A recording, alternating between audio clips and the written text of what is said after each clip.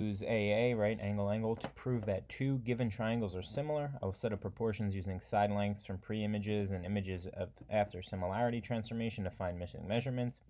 Success criteria, I can prove two triangles are similar. I can determine the scale factor between a pre-image and its dilated image. I can solve for missing lengths using the scale factor. So I just want to go over the two that I had given you last week on Friday. So in the diagram shown, BD and AE are drawn and intersect at C. It is also known that AB is parallel to line segment DE. Prove that these two triangles here, ABC and EDC, are similar. So let's take a look. This problem is actually pretty easy because we know a lot about parallel lines. So one thing you might think about parallel lines is, oh, you know that the slopes are the same. But another thing is, you should think about alternate interior angles, right? And alternate interior angles, when lines are parallel, are always congruent. So knowing that, right, we always look for like that Z that's in there to see, or a backward Z in there to see if they are parallel, right? And they told us AB and DE are parallel. So if we're looking here, we see that Z happening there for angle A and angle E.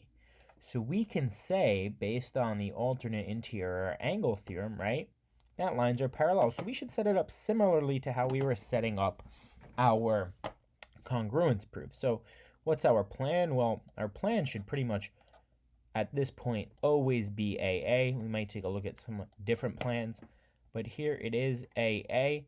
So let's go after this first angle. Well, our plan's got to be AA. Actually, let's take a look. We can pick a different angle as well. You could also say that these guys are going to end up being congruent here and here, but I think it's always easy to use vertical angles when you can. So there could be our second angle. So let's look at the green angle first. What congruence are we writing? Well, it's angle BAC. You could go to E if you'd like. BAC is congruent to angle CED. Okay? And what's the statement? What's the reason for that? Why? Well, we just said it, right? We said, given the fact that AB, right, AB was parallel to DE, right, and AE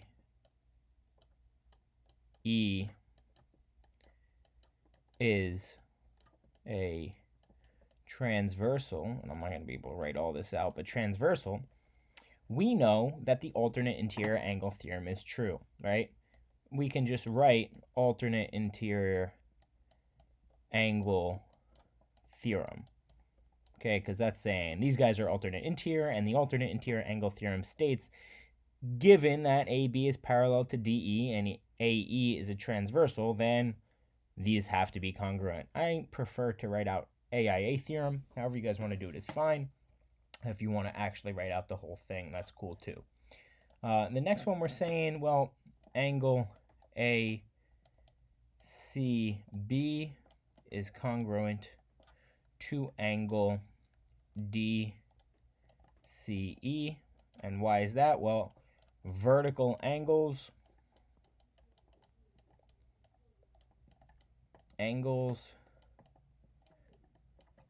are always, right? They're always congruent. All right, and then we have our statements, right? We've got our plan, we've got our congruent statement, we've got our reasons, and at the end we can say, right, therefore triangle ABC is similar to triangle EDC by AA theorem, right? Angle. Okay, so let's look at the next one, and then we'll get some work for you on your own. So this one says AE and BD intersect at C, these guys, right, this upside down T means perpendicular. BA is perpendicular to CA, and segment CD is perpendicular to segment ED. How are we going to prove these congruent? Well, I'm sorry, similar. Let's just take a look. So BA, that's here, is congruent to CA. Well, that's here. So that angle there is a right angle, right? We know perpendicular lines form right angles, right? CD is perpendicular to ED. So this guy here is a right angle. And then, in fact, we are going to use vertical angles again. Okay, so again, we want to set our plan up, right? Plan. Let's go for that AA again, okay? AA. And this time it might be a bit lengthier, right? Here, let's go with congruence. And what's the first congruence we're going to look at? Well, it's going to be this. Angle BAC, right, is congruent to angle CDE. Now, if you recall when we were working with perpendicular with the congruence theorems and the congruence proofs, there was a lot we had to write there. So what's our reason for this? Well, the reason isn't just, oh, they're right angles, so they have to be equal to each other. First, we have to state what we were given, right? So given, right, given BA perpendicular to CA, right, and CD perpendicular to ED, right, given this, right, well, what does this mean? Perpendicular, well, given BA perpendicular to CA and CD perpendicular to ED, we know that perpendicular lines, right, perpendicular lines form right or 90-degree angles, if you prefer, right, angles. And we know all right